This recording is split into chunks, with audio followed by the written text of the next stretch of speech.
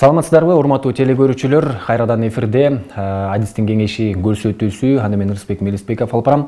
Алдагы убакыттарда биз менен бирге болуңуздар. Ал эми бүгүнкү көрсөтүүбүздө меймандарыбыз менен тааныштыра кетели.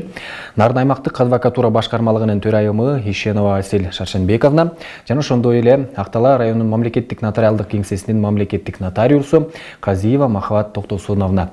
Кош келипсиздер. Кандай келип алдыңыздар? Ал эми биз болсо көрсөтүүбүздү баштап, эң алгачкы эле суроону Асель айым Нарын аймактык адвокатура башкармалыгынын иш аракеттери тууралуу айта кетсеңиз. 2021 декабрь айында Нарын аймактык адвокатурасынын адвокаттарынын жалпы жыйыны болуп, ошол жыйындын негизинде Нарын аймактык адвокатурасынын төрайымы болуп шайландык. Бүгүнкү күндө Нарын облусу боюнча жалпысынан лицензия алган, квалификациялуу иш алып барып аткан 33 адвокат каттоодо турат, бирок анын ичинде негизинен 22 адвокат бүгүнкү күндө толук кандуу ишин алып барып атат деп айтсам болот. Булардын ичинде Кочкор районунда 3 адвокат, Ат башыда 3 адвокат, Актала районунда 1 адвокат жана калган адвокаттар Нарын шаарында. Булардын ичинен бүгүнкү күндө биз мамлекет кепилдеген юридикалык жардам берүү тутуму да бар. Бул тутумга Кыргыз Республикасынын Юстиция министрлигинин алдында түзүлгөн. Бул жерге Нарын облусу боюнча 10 адвокат кирип бүгүнкү күндө иш алып барып атат. Анын ичинде Ат башы районунда 1 адвокат, Кочкордо 1 адвокат, анан калганы 8 адвокат Нарын шаарында иш алып барат. Мамлекет кепилдеген юридикалык жардам берүү боюнча өздүн мыйзамыбыз бар. Ал мыйзамда көрсөтүлгөн. Мамлекет кепилдеген юридикалык жардам берүү бул экиге бөлүнөт. Бирөөсү укуктук, консультациялык укуктук жардам, экинчиси мамлекет кепилдеген юридикалык жардам. Бул квалификациялуу юридикалык жардамда. Укуктук консультациялык жардамга Кыргызстандын болгон жардамдарынын баары кайрыла алышат. Бул жерге Нарын шаарында, Ат башыда жана Кочкор районунун центринде центрлер ачылган. Ошол жерде биздин адистер отуруп, жеринде консультация берип, элдерге иш алып барышат. Мындан тышкары жанагы квалификациялуу юридикалык жардам деп атканыбыз бул Кыргыз Республикасынын Юстиция министрлиги тарабынан каржыланып, буга мамлекет кепилдеген юридикалык жардам берүү мыйзамынын 8 беренесинде көрсөтүлгөн. Буга кимдер кайрыла алат деп айта кетсем, 1-2 топтогу майыптуулугу бар жарандар, балдарды жашы жете элек балдарды багып аткан камкорчулар, жана жылдык кирешеси 60 эсе деп коет, ошого жетпеген жарандар, улуу ата мекендик согуштун катышуучулары жана башка. Бул жогоруда айтып кеткен мыйзамдын 8 беренесинде толук даана көрсөтүлгөн кимдер кайрыла алат. Ошол бул боюнча. Рахмат. Мынакей мамлекеттик кепилдеген юридикалык жардам берүү деп айта кеттиңиз, ошого да кичине токтоло кетсеңиз. Мамлекет кепилдеген юридикалык жардам берүү жогоруда айта кеттим, 2 түргө бөлүнөт. Укуктук консультациялык жардам, буга Кыргызстандын баардык жарандары кайрыла алат. То есть ошо борборлорго келип, өзүнүн көйгөйлөрүн айтып, жеринден консультация алып, керектүү документтерин баарын топтоп, анан тиешелүү жерлерге кайрылууга мындай жол жобосун көрсөтүп беребиз да. Экинчиси квалификациялык юридикалык жардам деген бул квалификациялуу адистер, то есть лицензия алган адвокаттар, именно ошол жарандык иш болобу, жазык иш болобу, административдик болобу, кайсы иш болбосо дагы ошол сотто барып, ошол адамдын кайрылган адамдын кызыкчылыгын коргоп, ошо соттон иш алып барат да чогуу. Рахмат. Махабат айым, алгачкы суроо, нотариустун кандай укук милдеттери бар? Нотариустун укук милдеттерине нотариус ошо нотариалдык ишти жүргүзүүдө көз карандысыз, анан калыс болушу керек да. Ошо нотариалдык иштерди жүргүзүүдө ошо Кыргыз Республикасынын конституциясына, Кыргыз Республикасынын мыйзамдарына жана нотариат жөнүндө мыйзамга жана башка укуктук ченемдерге таянып иш алып барат. дагы нотариустун укуктарына ошо тоже нотариалдык иштерди жазууда мисалы зарыл болгон документтерди, зарыл болгон маалыматтарды ошол суратып алууга укуктуу. Эгер ошол ишти жазууда нотариуска мындай мыйзамга карама каршы келген иштер болсо баш тартуу токтомун чыгарып бергенге укуктуу. Дагы эмне дейбиз? Ошол жана нотариус ошол жеке жана юридикалык жактардын кызыкчылыгын көздөйт. Ошолордун келген документтердин тууралыгын карап, ошол жөнүндө ишти ошо нотариус ошо иш аракетти алып барууга 3 күндүк мүнөтүбүз бар. Ошол иш менен таанышып 3 күндүн ичинде ишти жазууга же ошону кайра баш тартуу токтомун чыгарып берип кайтарууга укуктуу. Ушул Ак Дала районунда адамдардын ушул укуктук жактан кайрылган адамдардын саны кандай болуп атат? Аларда ушундай түшүнүк барбы, ушундай истерден жардам сураса болот деген? Ооба, бизде Ак Дала районунда ошо кайрылган жарандар укуктук жактан өтө көп. Анткени убагында мыйзамды билбей калдык деп жана көбүнчө мурас боюнча кайрылгандар көп да. Бизге 6 ай мыйзамда көрсөтүлгөн, 6 айдын ичинде арыз менен кайрылыш керек деп, ошол 6 айдык мүнөттү билбестиктен өткөрүйген жарандарыбыз бар. Андан башка үй бүлө маселелери боюнча кайрылган жарандарыбыз бар. Азыркы учурда могу жер боюнча да, көбүнчө жер боюнча көбүнчө кайрылышат. Анан ошол жана укуктануучу документ деп коебуз, жерлердики боюнча ушул жөнүндө бизге көп кайрылышат да. Ак Далада ушул көбүнчө бизге көйгөйлүү проблема болуп эсептелет. Рахмат. Жубайлардын ортодогу менчиги же жубайлардын никеде тургандыгы жалпы мүлкү, аларга кандай мүлктөр кирет, ал мүлктөр кандай бөлүштүрүлөт? Жубайлардын ортодогу менчиги болуп, бул ошо никеде турган кезде жубайлардын сатылып алган мүлктөрү. Бул мүлктөргө кайсылар кирет десек, бул турак үйлөр, жер тилкелери, үлүш жерлери, автоунаалары дегендей, дачалары, ушулар жубайлардын ортодогу менчиги болуп саналат. Булар болсо эми баягы ар кандай да үй бүлөдө мисалы экөө эки жакка кетип аткан учурда бул кандай бөлүштүрүлөт? Ошондо мыйзамда үй бүлө кодексинде көрсөтүлгөн, жубайлардын ортодогу никеде турган мүлктөрү бүт экөө жубайдын 50% бөлүнөт деп көрсөтүлгөн да. Ошол анан эгерде дагы бир маселе бар, мисалы экөө никеде турушуп, ар кандай бар да, мисалы өздөрүнө каттатпай баласына же ата энелерине же дагы башка туугандарына каттатып койгон учурда бул экөөнүн мүлкү болуп эсептелбейт да. Андай учурда экөө мүлктү бөлүшө албайт да. Анан эгер өз ара дагы чечишип мүлктү бөлүшө алса болот. Эгер андай өз ара келишимге келе албаса, анда бул сот аркылуу ортодо мүлктөр бөлүштүрүлөт да. Рахмат.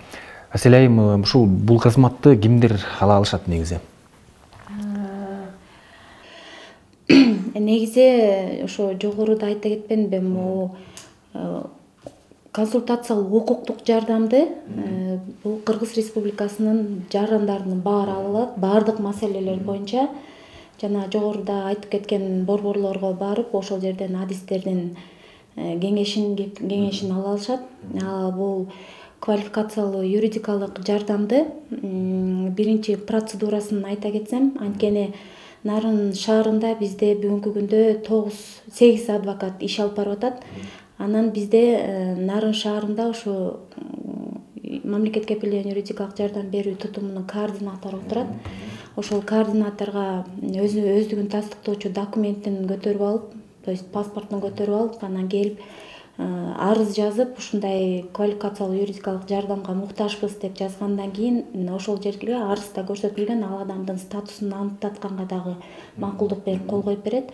Анан ошол координатордун өзүнүн милдети анын статусун аныктап, ошо квалификациялуу юридикалык жардам алууга бул киши жатабы же жатпайбы деп тастыктап туруп, андан кийин анан ошо нөөмөттө турган адвокатты дайындап берет да. Ошо координатор өзү түзөт нөөмөттү, ал нөөмөткө туруу графиги тиешелүү мекемелердин баарына ай сайын жиберилет. Анан мыйзамда да көрсөтүлүп калган, эгерде жазык иши боло турган болсо, кармоо учурунда адвокатты түздөн түз тергөөчү чакыра алат да. Ал эми калган учурларда только адвокатты координатордун катышуусу менен гана нөөмөттөгү адвокат бара алат. Рахмат. Анан ушул кайсыл иштер менен жарандар көбүрөөк сиздерге кайрылышууда учурда?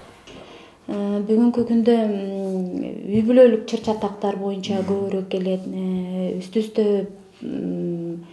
Үстү-үстү жылда үй бүлөдөгү зордук зомбулукка күрөшүү боюнча жылы деп да жарыяланбады. Ошолго байланыштуу да үй бүлөдө чыр чатактар боюнча да көбүрөөк иш алып баратабыз да. Анан бүгүнкү күндө ошо 2002 жылы систематикалык каттоого кирбей калган жарандар ошо мүлктөрүнүн ээсин аныктатууга көбүрөөк келишет да. Анткени бүгүнкү күндө бул кадастр мекемесинин каттоосунда ошол мүлк ээси жок деп жазылып калган көп учурлар болуп калып атат. Ошолорду эл кылуу укугун таап берүү жөнүндө көбүрөөк келет. Жер талаш боюнча көбүнчөсү бул Нарын районунун айылдарынан көбүрөөк келишет. Мүлк бөлүштүрүү боюнча жубайлардын ортосунда дагы эмеле коллегам да айта кетпеди, бул да аябай көйгөйлүү маселелерден болуп атат. Рахмат. Махабат айым, саттуу жана сатып алуу же белекке берүү, башкача айтканда, ээликтен ажыратуу келишимдери кандай жол менен өтөт жана кандай документтер талап кылынат? Сатып алуу келишими боюнча айтсак, бул сатып алуу келишими эки тараптын ыктыярдуу өз ара келишими. Бул жазуу жүзүндө жүргүзүлүш керек жана ошо мүлктүн жайгашкан жери боюнча мамлекеттик каттоо органы кадастрдан же нотариал конторадан өтө турган келишим. Анан буга сатып алуу келишимге ошо биз үйдүн документтерин сурайбыз, укук таануучу документин сурайбыз. Ошол жана азыр Аселе эже айтып кетпеди, ошо көбүнчө бизде дагы ушундай көйгөйлүү маселе бар. Ошо укук таануучу документтердин мындай каттоодон өтпөй калгандары бар да.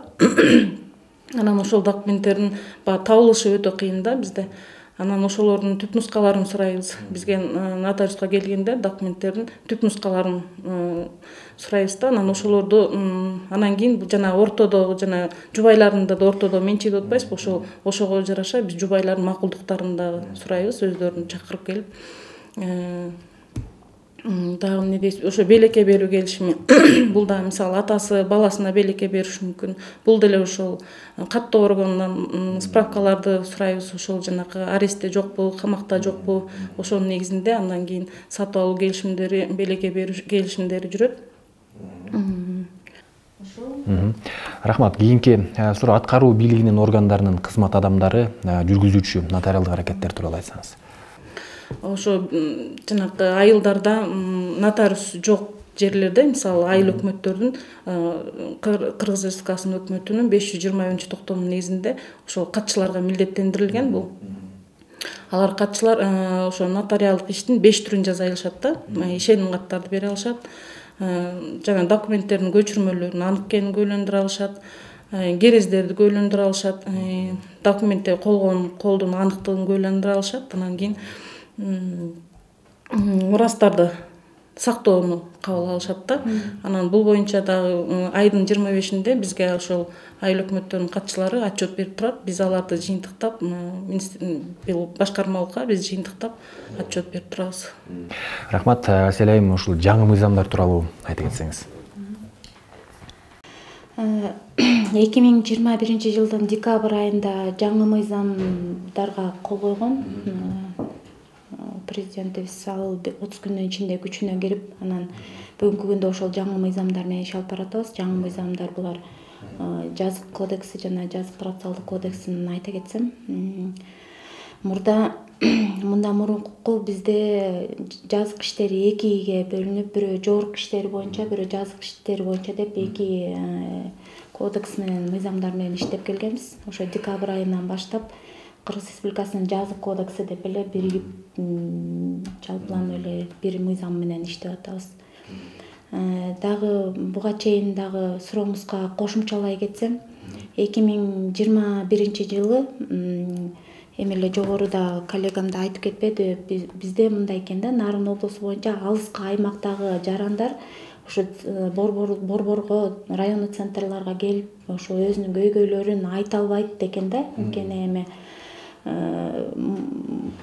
материалдык жактан муктаждык болгондуктан келе алышпайт экен, алыс болгондуктан. Ошон үчүн Кыргыз Республикасынын юстиция министрлиги жана неправительственный организациялар болуп биригип ГАЛС программасы менен былтыр тилектештик автобусу менен ошо именно алыскы райондорго чыкканбыз. Ошол жерге ал тилектештик автобустун ичинде ар кайсы мамлекеттик органдардын өкүлдөрү отуруп, ошо алыскы райондорго барып, жеринде элдерге кеп кеңештерди берип, анан эгерде мындан аркыда адвокаттын жардамы болсо, ошол жерден кеп кеңешти берип, керектүү документтердин тизмегин берип, баардыгын сүйлөшүп алып туруп анан келип, ошондой иш аракеттерди да жүргүзгөнбүз. Элдер бул боюнча билет болуш керек.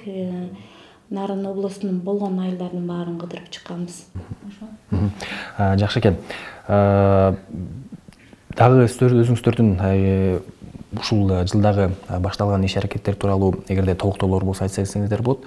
Болбосо биздин убактыбыз дагы жыйынтыкталды. Рахмат.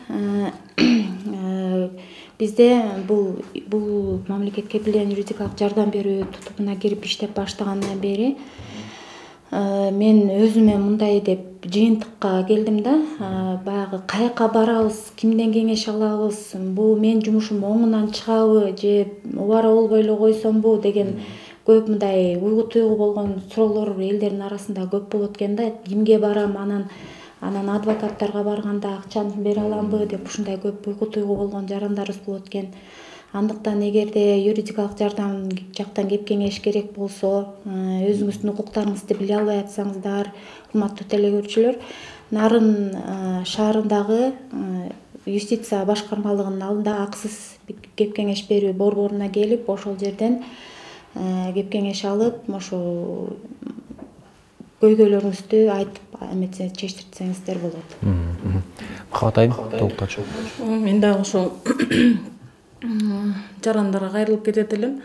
Ошол убагында документтерди ошо убагында көрсөтүү, убагында кайрылып, мыйзамда дагы ошо мөөнөттөрү чектелүү болгон нотариалдык иш аракеттер бар. Ошолорду дагы убагында сурап, убагында кайрылып турсаңыздар, жумуштардын бүтүшүнө дагы өзүңүздөрдүн жеңилине дагы аябай жакшы болот эле деп ошо кеп кеңешимди айтып кетет элем.